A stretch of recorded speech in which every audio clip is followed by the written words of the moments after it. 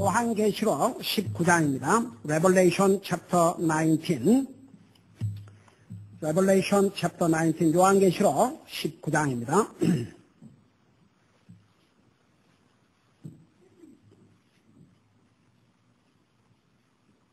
11절, 12절 두 절을 같이 읽겠습니다. We're going to read 11, 12, two verses. Revelation chapter 19, verse 11 through 12. 요한계시록 19장 11절, 12절 같이 읽겠습니다. 시작. 또 내가 하늘이 열린 것을 보니 보라 신말이라 그 위에 타신 이는 신실하신 이 참되니라 불리더니 그분께서 의로 심판하며 전쟁을 하시더라. 그분의 눈은 불꽃 같고 그분의 머리 위에는 많은 관이 있으며 또 그분께서 기록한 한 이름을 가지고 있대 그분 밖에는 아무도 그것을 알지 못하더라. 아멘. 앉으시 바랍니다. 요한계시록 19장은 우리 예수님께서 지상 재림을 하실 내용을 기록하고 있습니다. 우리 예수님께서 다시 이 땅에 오실 때는 2000년 전에 오신 모습과는 완전히 다른 모습이 오시다. 우리 예수님께서 다시 이 땅에 오실 때는 왕들 중에 왕으로서 주들 중에 주로서 이 땅에 주님의 백성들과 함께 재림을 하십니다. 자, 이 11절에서부터 보면 우리 예수님께서 이 땅에 왕으로서 또 주들 중에 주로서 왕들 중에 왕으로서 탄생하실 때에 그 모습들을 이렇게 표현하고 있어요. 11절에 보니까 또 내가 하늘이 열린 것을 보니 보라 신말이다. 우리 주님께서 신말을 타고 오시는 것은 뭘 상징하시라고 했어요? 승리. 그래서 당시에 사도 요한을 통해서 이 계시록을 기록할 때는 로마가 세계를 지배하고 있었을 터인데 여러분 로마가 세계를 지배했다 그 말은 로마의 군인들이 나가서 다른 나라를 정복했다 그 말입니다. 그래서 그들이 다른 나라를 정복하고 돌아오면 백마를 타고 로마의 한 중심가를 입성을 하는데 온 백성이 양쪽에 둘러서서 환영을 했어요. 그러니까 우리 예수님께서 백마를 타고 오신다는 것은 바로 승리의 하나님으로서 승리의 왕으로서 이 땅에 오시는 모습을 보여주는 것이라 했죠.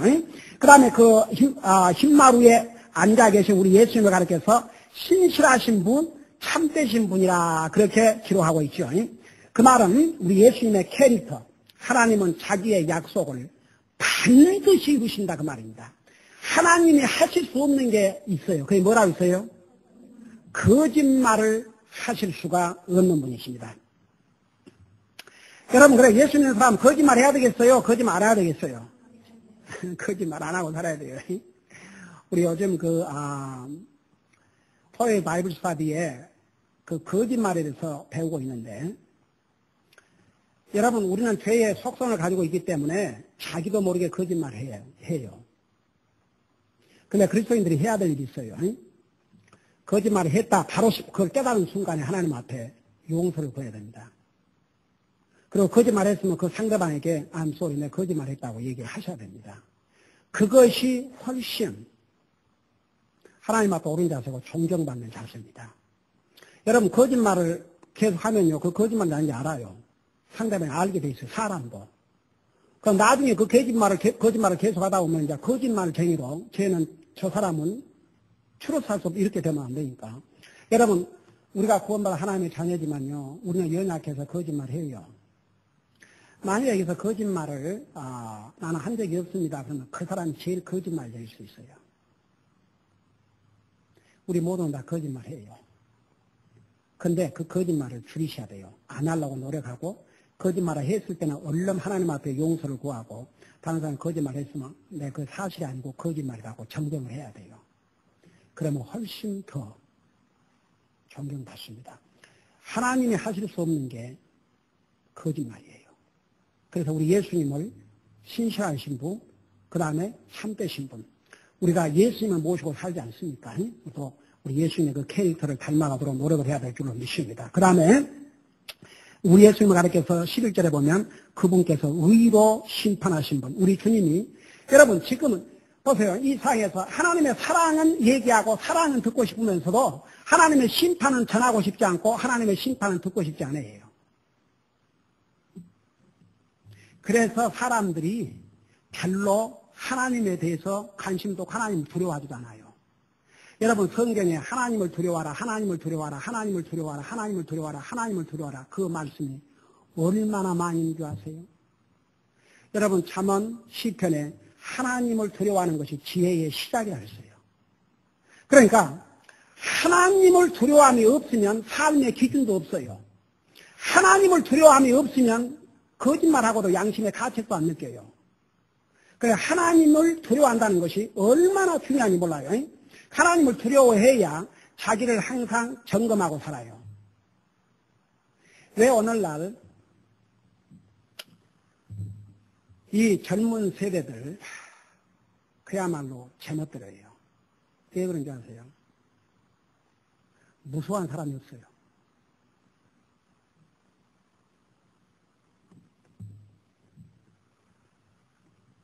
무서워하는 사람이 있어야 돼요.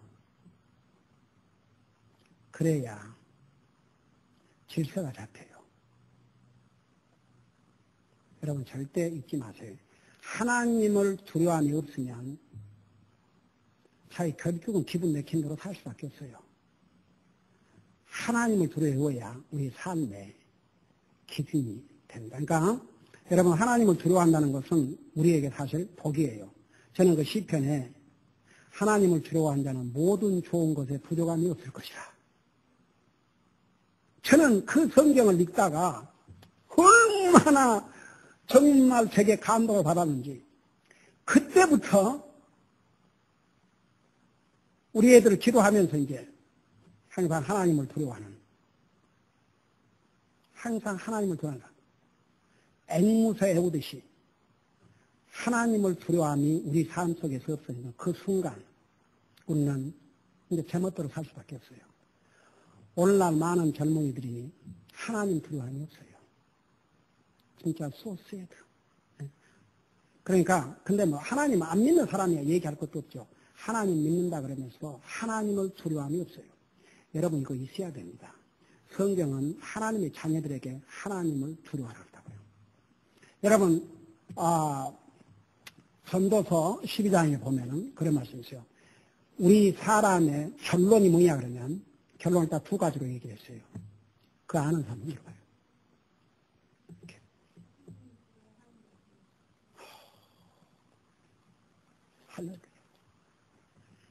하나님을 두려워하고 그 계명을 지키는 것이 호를 두려워보면 우리 인간의 본분이라고 그랬어요. 하나님을 두려워하고 그 말씀을 지키는 것이. 그러니까 우리가 항상 하나님의 자녀로서 하나님을 두려워하는.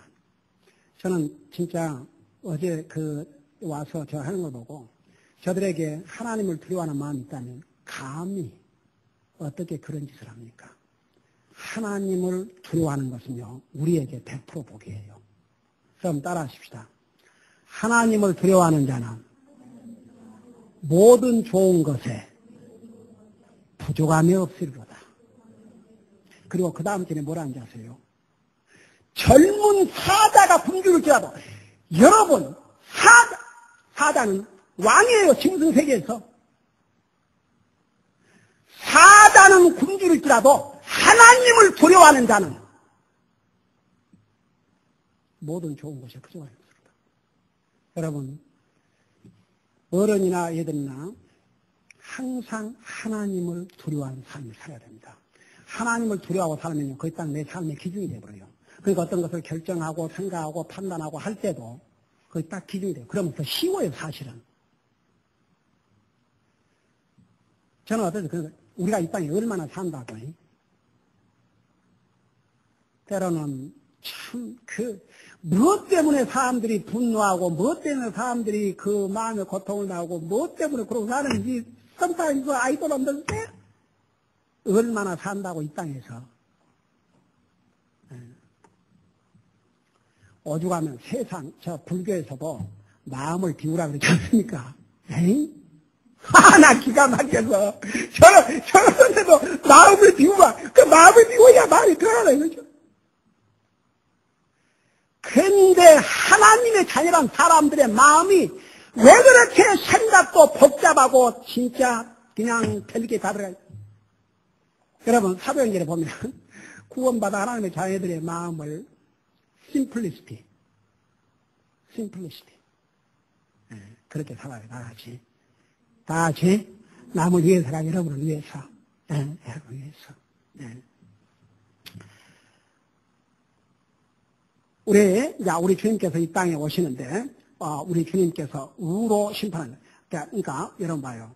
오늘날 사람들이 하나님의 심판에 대해서는 얘기하고 싶지 않아요. 하나님의 사랑은 다 좋아하지. 하나님은 죄인들을 사랑하십니다. 그건 다 있는지 다 듣기 좋지. 그러나 하나님은 심판하시는 하나님입니다. 그러면 다 싫어해요. 여러분, 결론은 결국은 하나님의 심판으로 끝나요. 여러분, 히브리서 9장 27절에 뭐라 하십니까? 한 번 죽는 것은 정한 것이요, 그 후에는 심판이 있으라 했어요. 심판. 그걸 전하지 아니하면요, 하나님 두려워 안 해요. 아이고, 주여, 정말. 나는 진짜 설교하면서 그런 도전을 얼마나, 내 요한계시록을 강의하는데 왜 목사님께 무서운 걸 내가 어떻게 인가 이거요? 그런 사람은 오래 못 있어요, 현재. 여기는 지금 없죠, 현재. 맨날 목사님 좀 그 위로가 되고 격려가 되는 말씀을. 여러분, 하나님의 자녀들은 하나님의 성경에 말해서 하나님의 말씀으로 어떻게 책망하고 꾸짖고 가르치잖아요. 그 속에서 위로를 받고 그 속에서 격려를 받아야지. 무조건 하나님 사랑이십니다. 하나님은 그냥 무조건 그냥 사랑하십니다. 영상 무조건은 아니에요. 무조건이에요. 용서받으려면 뭐라고 그랬어요? 고백하라고 했어요. 아무리 하나님이 사랑하셔도 그 사랑을 내가 받아들여야 돼요. 그 하나님의 사랑을 받아들인 사람은 달라지게 돼 있어요. 오늘 아침에 여러분 요한나와 수산나 그들이 주님으로부터 치료함을 받고 난 다음에 영육간에 완전히 달라진 삶을 살았어요. 그러니까 그런 변화가 우리 속에 있어야 돼요. 그러니까 오늘날 사람들은 하나님의 심판 이건 다 듣기 싫어해요. 그러나 여러분 보세요. 주님이 이 땅에 다시 오시면 심판하러 오셔요. 심판. 누구를 심판하느냐? 하나님을 대적하고 하나님을 불순종하고 악을 행한 자들을 하나님 심판하셔요. 그거 전달해야 돼요.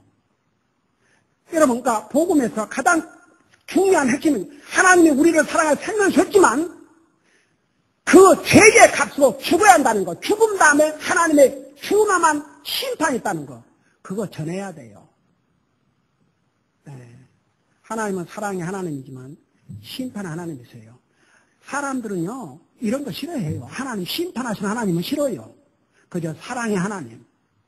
그러나 사랑의 하나님이시기 때문에 그 사랑으로 자기 아들도 주셨지만 끝까지 하나님을 대적한 자는 하나님의 심판을 내놔줬어요. 여러분 히브리서 2장 3절에 뭐라 하십니까?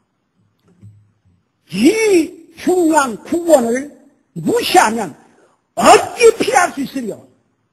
그 무엇을 피할 수 없다는 얘기입니까? 하나님의 심판을 피할 수 없다는 사실입니다. 여러분 이거 분명히 아셔야 됩니다. 성경은 분명히 한 번 죽는 걸 정한 것이요 그 후에 심판이 있다 그러죠.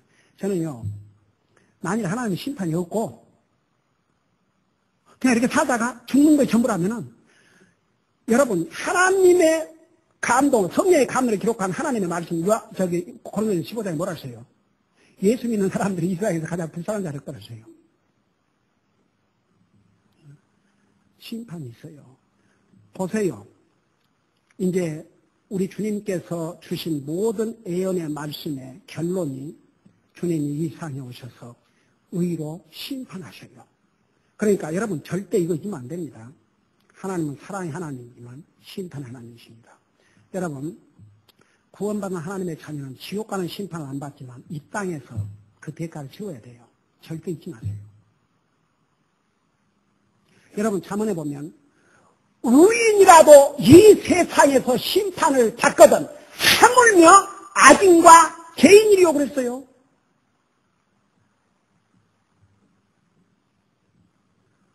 의인은 주님의 은혜로 하늘나라 가지만 이 땅에서 대가를 치러야 돼요. 제가 얼마 전에 그 페어백스 침례교회에서 온 먼슬리 매거진 거 보니까 그 목사의 메인 메시지가 오늘날 젊은이들이 심지어는 구원받은 하나님의 자녀라고 하면서도 결혼 문제에 딱 오면 그걸 제쳐두고 다른 것을 가지고 찾는데 이건 하나님께서 분명히 불신자와 멍해를 함께 내지 말라고 경고하셨고 했음에도 불구하고 그 대가를 반드시 치른다 이거죠. 한번 생각해요. 믿는 사람, 안 믿는 사람 결혼하고 안 믿는 사람, 믿는 사람 그럽니다. 둘 중에 하나를 맞추면 살아야 되니까. 그러니 주님을 따라가자니 불신자인 남편 또 주님을 따라가니 만일 아내가 불신자라면 그거 어떻게 조화를 이루고 살겠습니까? 그러니까 보세요.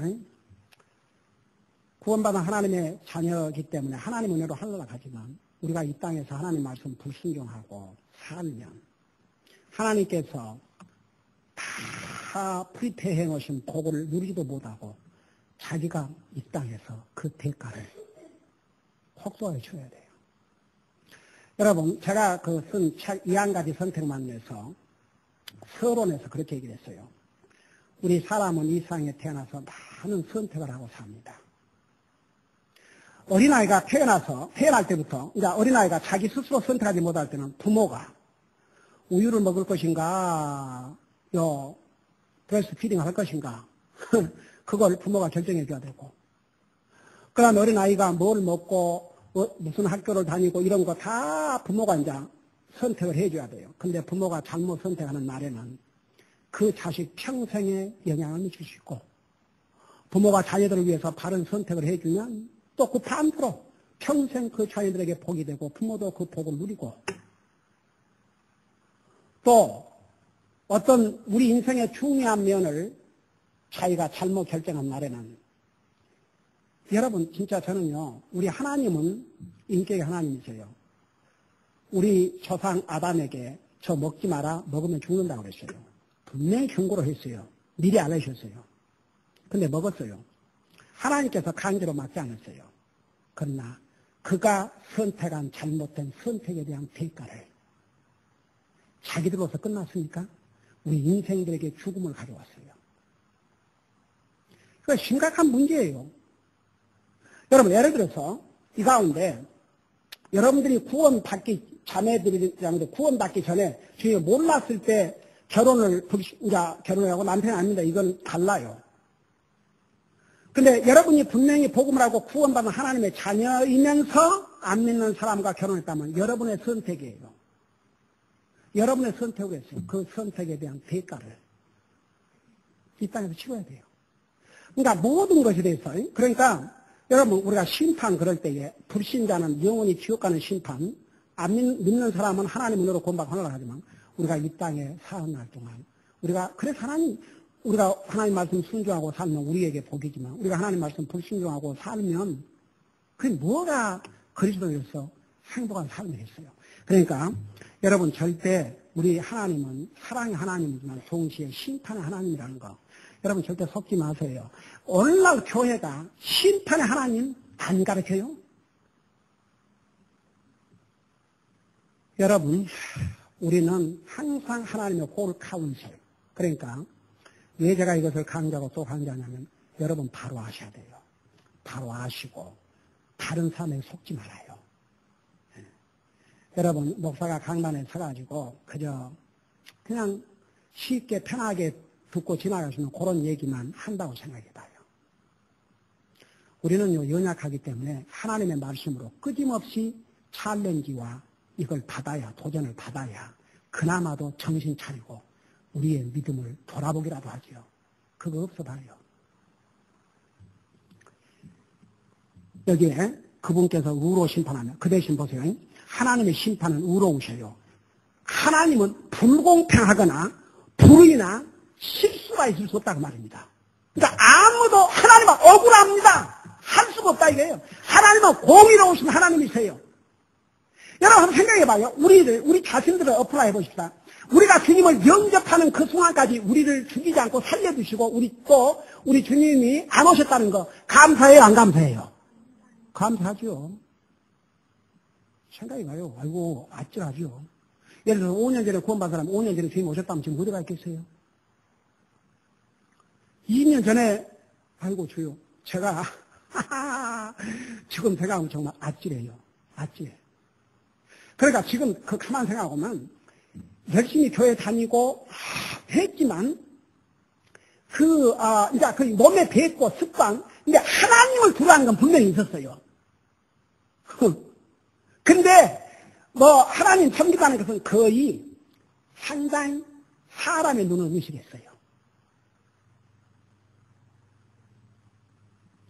그러니까 여러분 아무리 제 모습을 돌아봐도 제가 미국 교회 그 복음을 듣고 구원받기 전에 그 모습은 구원받은 하나님의 자녀의 모습이 아니었어요. 정말 그때 주님 오셨더라면 어떻겠을까? 생각할수록 아찔해요. 여러분 지옥 가는 영혼들이 옛날 어떤 그 미국 목사님이 설교하시면서 그런 얘기를 하셨어요. 지옥 간 영혼들이 한 말이 있다 이게요. 억울합니다.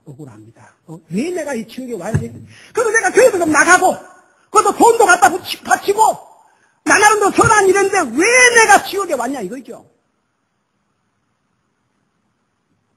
여러분, 항상 하나님을 진심으로 믿지 않는 사람일수록 변명투성이에요. 하나님 앞에는 변명할 수 없어요. 그래서 로마서 1장에 뭐라 하십니까?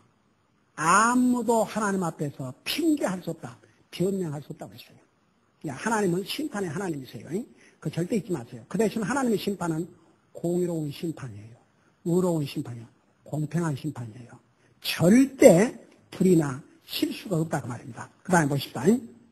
11장 마지막 절에 마지막 부분에 뭐라 하셔요? 전쟁을 하시라고 했어요. 전쟁을 하시더라. 자, 전쟁하신 분으로 성경을 기록하고 있어요. 주님께서 지상 재림하시기 전에 주님을 거절한 모든 죄인들과 전쟁을 하셔요. 그러니까 우리 주님이 지상 재림할 때까지 주님을 받아들이지 않는 적그리스도 거짓자 모든 불신자들과 전쟁을 하시는데 여러분 이 전쟁의 상대가 되겠습니까? 안 되겠습니까? 상대가 안 돼요. 사실은 전쟁이라고 용어를 했지만 증가되기 이 전쟁에 100% 누가 승리하셔요? 우리 주님이 승리하셔요. 그 전쟁의 구체적인 내용이 어디에 나와 있냐 그러면 14절에서부터 21절까지 나와 있으니까 이 부분은 그때 가서 자세히 정하게 할게요. 그 다음에 12절에 보면 그분의 눈은 뭐꽃 같다고 그랬어요? 불꽃 같다고 그랬어요. 그분의 눈은 불꽃 같고. 자, 예수님의 이 모습은 요한계시록 1장 14절, 2장 18절에도 기록이 되어 있어요. 여러분 잠깐 한번 우리 그것으로 가보겠습니다. 요한계시록 1장 14절 보세요. 요한계시록 1장 14절.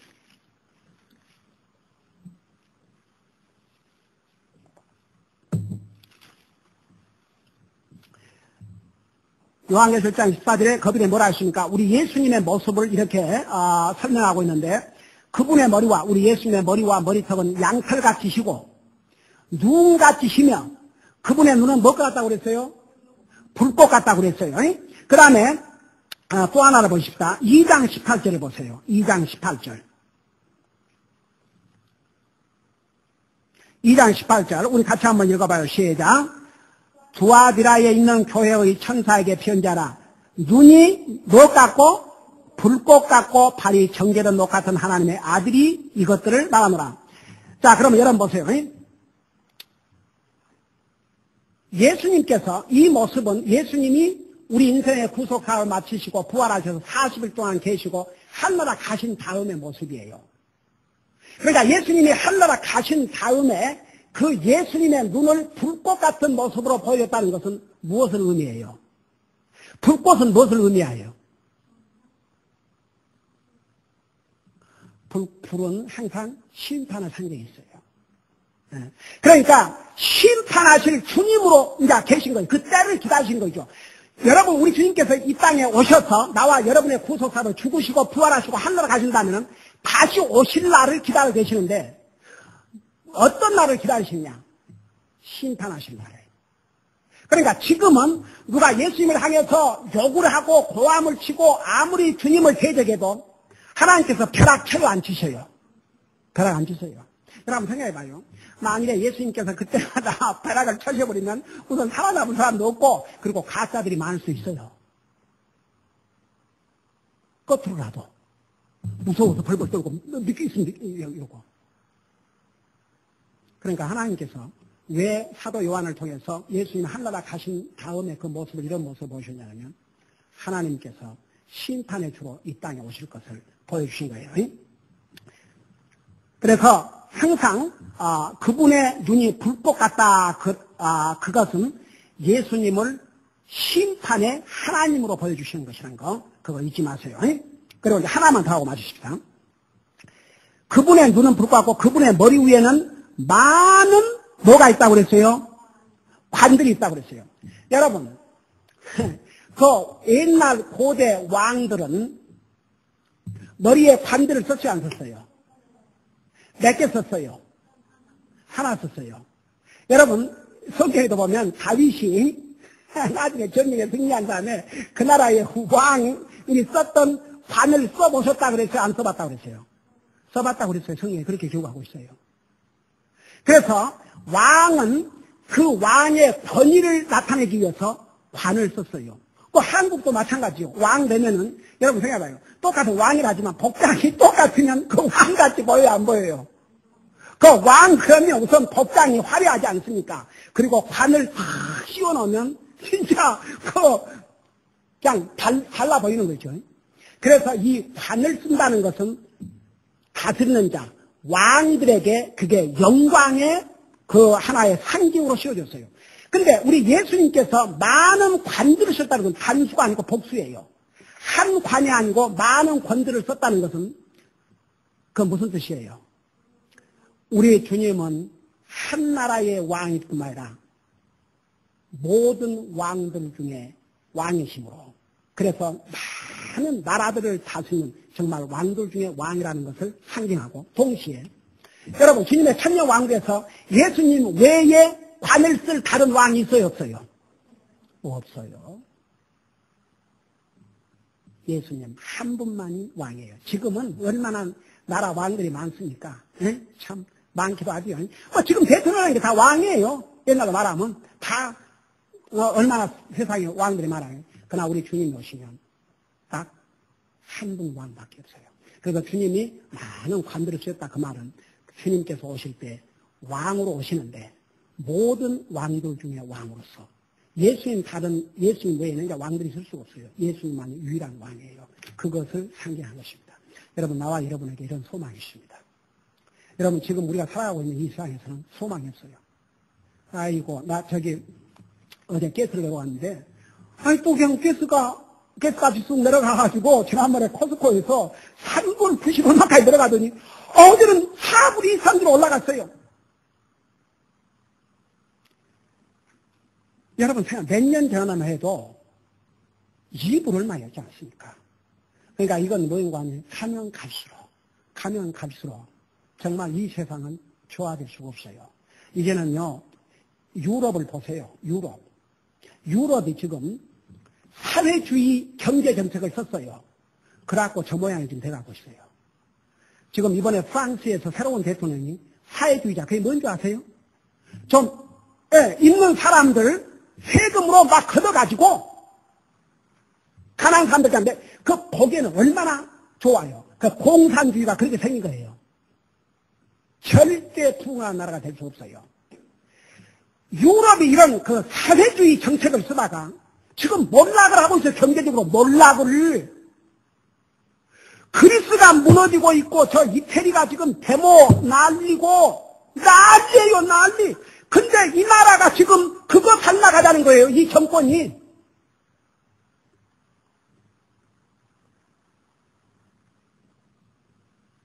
이제는요, 주님 오셔야 됩니다. 정말 얼마 날이 남지 않은 것 같아요. 이제는요, 유럽이 저렇게 붕괴돼 가고 있는데, 경제적으로, 이제는 유럽을 컨트롤할 수 있는 한 지도자를 지금 찾고 있는 상황으로 가고 있어요. 미국도 이 정책을 계속 쓰는 한, 이제 유럽에 같이 동화돼 버릴 수밖에 없어요. 지금 마지막 시대예요.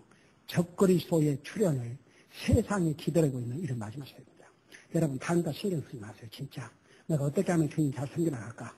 정말 나중에 우리 배운 대로 요한나와 수아나처럼 열심히 정말 이런 그 병약한 믿음이 아니라 정말 건강한 믿음 가지고 적극적인 믿음 가지고 포기하는 믿음 가지고 항상 살아계신 주님을 믿고 산다는 거 잊지 말고 그 부활의 주님을 우리 삶에서 실천하고 증거하고 사는 삶을 살다가 우리 주님이 어느 때라도 오신다면 할렐루야 하고 가야 될 줄로 믿습니다. 기도하십시다. 우리 아버지 하나님이신 우리 예수님께서 2000년 전에 이 땅에 오실 때는 우리 인생의 죄값으로 죽어주셨지만 우리 주님이 다시 오실 때는 영광의 왕으로 오신다는 거 우리 잊지 말게 하시고 그 어느 순간에 우리를 데리러 올 줄 모르는 그 주님을 항상 소망하고 살면서 그 주님 바라보고 그 주님이 항상 우리의 삶의 우선순위가 되게 하시고 첫째가 되게 하시고 그 주님을 위해서 정말 이 요한나와 수라나처럼 충성을 다해서 섬기다 주님 앞에 갈 수 있도록 우리의 삶을 항상 준비시켜 주시옵소서. 감사합니다. 사랑합니다. 예수님 이름으로 감사 기도드리옵나이다. 아멘.